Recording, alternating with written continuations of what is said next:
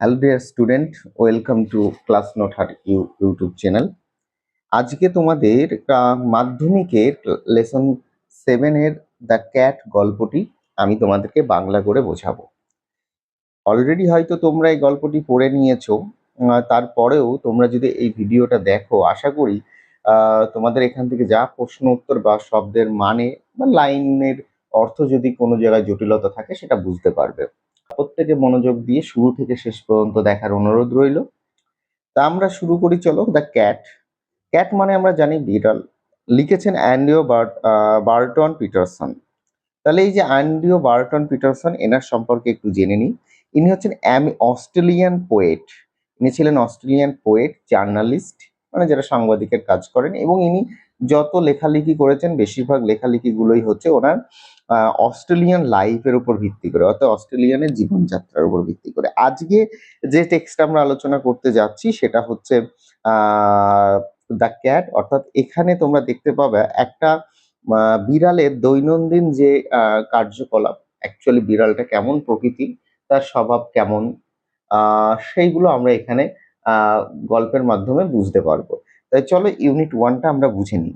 আর একটু বলে নিই যে এই চ্যানেলে, অর্থাৎ ক্লাস নোট হাট ইউটিউব চ্যানেলে, আমরা কিন্তু মাধ্যমিকের সমস্ত টপিকগুলো ধরে ধরে বোঝাই, এবং রাইটিং স্কিল তো হুবহু কমন আসে বিগত দিনে, আগামীতেও আসবে। তাই চ্যানেলটা সাবস্ক্রাইব করো আর বন্ধুদের মধ্যে শেয়ার করো। শুরু করি, চলো। ইউনিট 1-এ কি বলছে দেখো। Most people think. Most people মানে কি, আমাদের বেশিরভাগ লোকজনই থিঙ্ক, ভাবে, that the cat is an unintelligent animal, যে বিড়াল একটা বুদ্ধিহীন প্রাণী। মানে সবাই এটা ভাবে যে বিড়াল একটা বুদ্ধিহীন প্রাণী, বা মানে বিড়াল বুদ্ধিমান নয়, শেয়ালের মতো পণ্ডিত নয়। ফন্ড অফ এজ মানে সবসময় আরাম, এরকমই খুঁজে বেড়ায়, মানে আরাম, আহ, তাকে আদর করবে এই জাতীয়, তার প্রতি পাগল। ফন্ড মানে হচ্ছে দেখবা, মানে আরামের প্রতি তার আবেগিক পাগল। And caring little for anything but mice and milk. বলছে মানে শুধুমাত্র ইঁদুর আর দুধ ছাড়া সে কিন্তু কোনো কিছুর দিকেই খুব একটা মনোযোগ দেয় না বা গুরুত্বও দেয় না। বাট কিন্তু a cat has a really more character than most of human beings. কিন্তু দেখো, বিড়ালের একটা আলাদাই একটা চরিত্র রয়েছে, মানে মানুষের থেকে অনেক ভিন্ন সেটা। কি? And gets a great deal more satisfaction out of line. এবং তোমরা দেখতে পাবা তার জীবনের যেসব জিনিসগুলো তার রয়েছে, অর্থাৎ সে আহ তার জীবনের অংশ যেগুলো, সেগুলো নিয়ে সে নিজেকে খুব সন্তুষ্ট রাখে এবং তার প্রতি সে মনোযোগ দেয়। হি অর শি, মানে এখানে হি অর শি মানে কি, বিড়ালটাকে ছেলে বা মেয়ে এটাকে বোঝানো হয়েছে, জেন্ডারটাকে এখানে আইডেন্টি করা হয়েছে। Is an athlete. অ্যাথলেট মানে কি, যারা হচ্ছে মানে বলতে পারো দৌড়াই বা ক্রীড়াবিদ এই জাতীয়। বলছে আমরা তাকে একটা ক্রীড়াবিদ বলতে পারি।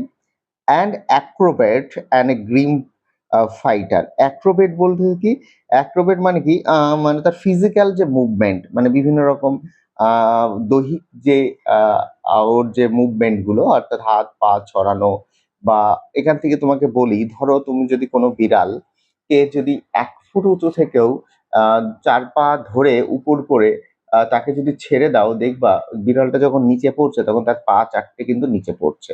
তার মানে তার মানে বডিটা এতটাই মুভমেন্ট, এতটাই ফ্লেক্সিবল। অ্যান্ড গ্রিম ফাইটার মানে কি, খুবই মারাত্মক যে শক্তিশালী যোদ্ধা। তার মানে তোমরা এই জায়গাটায় কিন্তু আন্ডারলাইন করে নাও। আমি বিগত দিনের মাধ্যমিক পরীক্ষায় যে প্রশ্নগুলো দেয় আমি দেখেছি, এই জায়গাটায় যে বিড়ালের চরিত্রটা কেমন ছিল বা বিড়াল কেমন প্রকৃতির ছিল, এইটা কিন্তু আমাদের লিখতে হবে।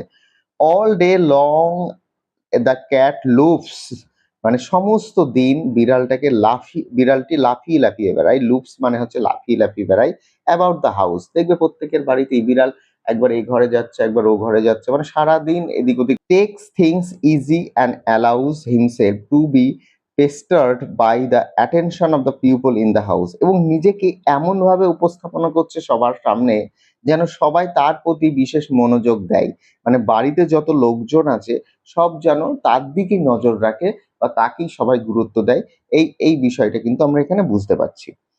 Two pass the time away he sometime watches a mouse hole for an hour or two.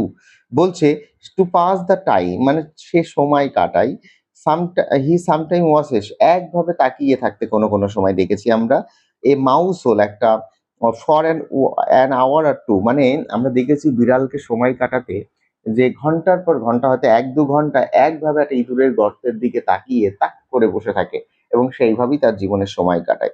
এই জায়গা থেকে তোমরা একটু আন্ডারলাইন করবা লাইনটা মার্কিং। এখান থেকে কিন্তু প্রশ্ন হয়।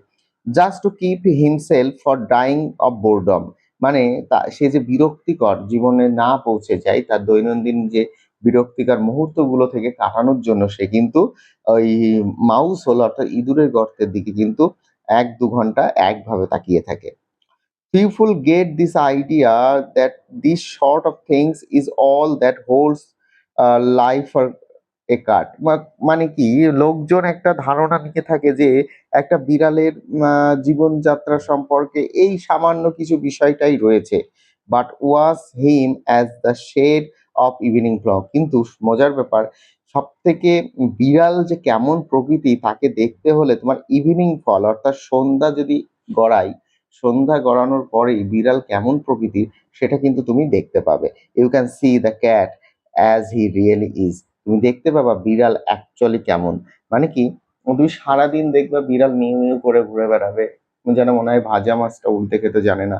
মানে সবসময় যেন কেমন আরাম, তারপরে মানুষের মানে আদর যত্ন নিয়ে থাকবে, সারাদিন ঘুমিয়ে কাটাবে। কিন্তু যদি যখন সন্ধ্যা হয়ে যাবে তখনই দেখা যাবে বিড়ালের আসল চরিত্র।